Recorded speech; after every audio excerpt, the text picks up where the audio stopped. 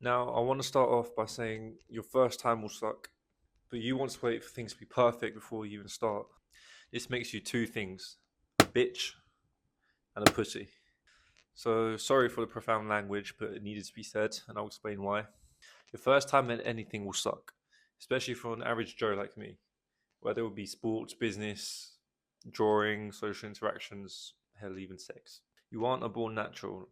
Even football players and NBA stars, they were pretty shit at first, professionally speaking. However, you only get better through iteration. Repeat, repeat, repeat.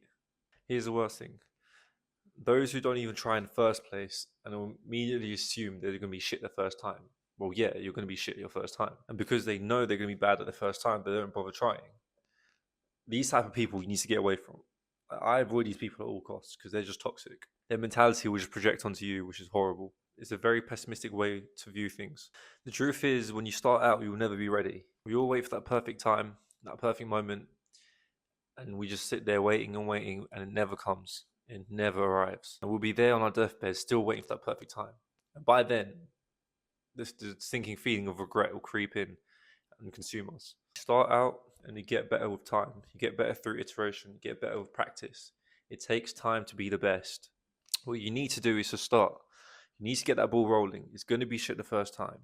You're going to make many mistakes the first time round. Rockets are tested countless times before humans are set in and put to space. We all know Michael Jordan. He's one of the best basketball players of all time. Yeah, he didn't start out the best. I've missed more than 9,000 shots in my career. I've lost almost 300 games. 26 times I've been trusted to take the game winning shot and I've missed. I've failed over and over again in my life. So here's a perfect example. You just need to trust the process. You need to be in the process in order to improve. You can't just be perfect the moment you start. That's just not how life works.